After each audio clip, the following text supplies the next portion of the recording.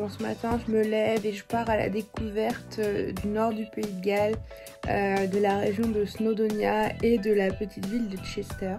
Donc sur le papier ça semble hyper cool, par contre je suis dans mon lit et j'entends déjà la pluie et le vent. C'est l'Angleterre quoi.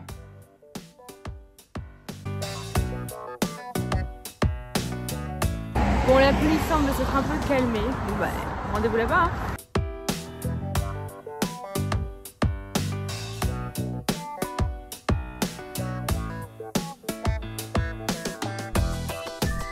Je viens donc d'arriver à Conwy, donc une charmante petite ville au Pays de Galles, dominée par un très gros château. Je vais aller visiter tout ça. J'ai vu qu'il y avait un petit port, il y avait un bel arc-en-ciel. On est vraiment, il y a la montagne d'un côté et la mer de l'autre. Et comme vous pouvez le voir, il y a beaucoup de vent.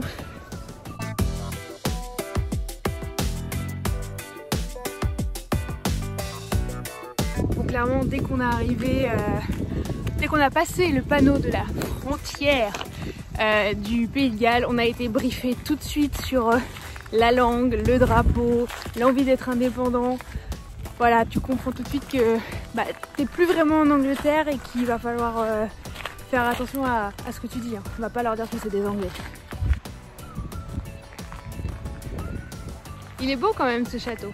Donc c'est un château qui date du XIIIe siècle et en fait toutes les remparts qu'on voit là, il y en a tout autour de la ville. Elles font 11 mètres de haut et elles ont été construites à l'époque pour protéger, si j'ai bien compris, de l'invasion des Anglais au Pays de Galles.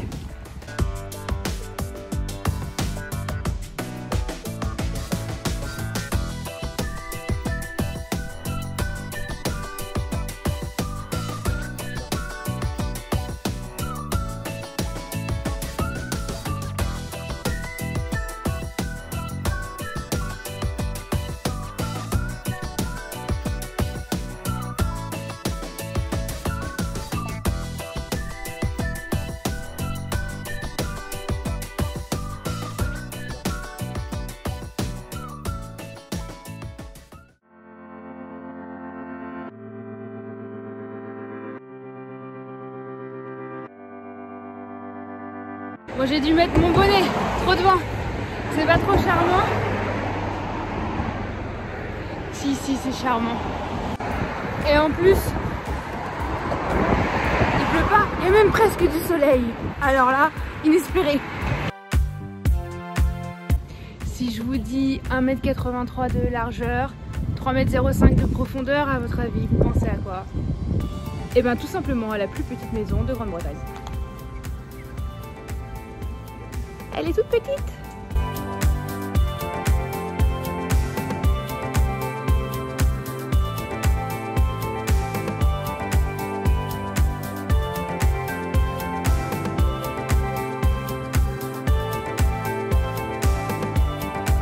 Bon alors Conwy, ce que j'en pense, c'est que c'est vraiment une ville qui est très typique, très charmante, c'est vraiment mignon. Par contre c'est tout petit, donc prévoyez pas plus de 2 heures pour visiter la ville. Après, bon, il y a tous les alentours si vous avez envie de vous balader, mais la ville en elle-même, 2 heures, c'est largement suffisant.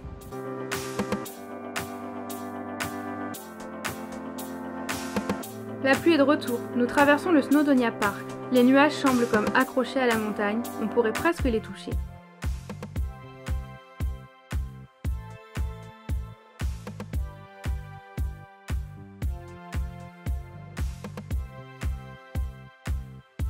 Bon alors on vient d'arriver là où on est censé voir le mont Snowdonia qui est quelque part normalement par là. Il est un peu caché. C'est quand même très joli, c'est très sauvage, c'est très nature, c'est très beau et il y a un vent, mon dieu, j'ai l'impression que je vais m'envoler. Là où ça va, ça s'est calmé au moment où je vous parle heureusement, mais il y a 2 secondes j'ai vraiment cru que j'allais m'envoler. The one going up to the left. The Snowdon, the highest point is there. We've got the wettest one, it's there. That's where they both are. That ridge is that line you can see. Snowdonia est un parc national protégé, riche d'une faune et d'une flore préservée. C'est une région à part entière du Pays de Galles qui offre une variété de paysages rocailleux, forestiers, accompagnés de lacs et de rivières. Et bien évidemment des 9 millions de moutons qui vivent au Pays de Galles. Nouveau stop dans la ville de Betsy and Code. Je vais vous l'écrire ici parce que niveau prononciation, je suis pas sûre de moi là. Il y a 2 rues principales, donc c'est tout petit. Il y a un petit pont qui est très joli à voir apparemment. Donc je vais aller faire un petit tour.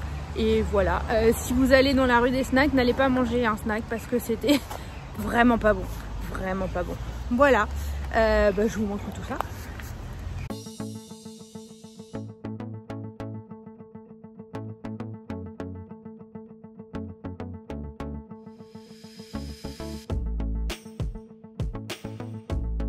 Petit conseil, quittez le centre de la ville et partez découvrir les montagnes escarpées et la vallée boisée.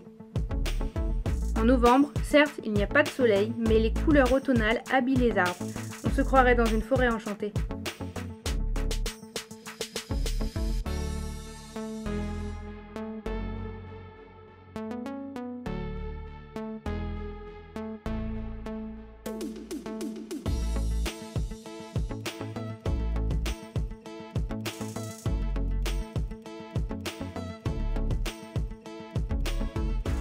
Oui, nous sommes de retour du côté anglais, à la frontière du Pays de Galles.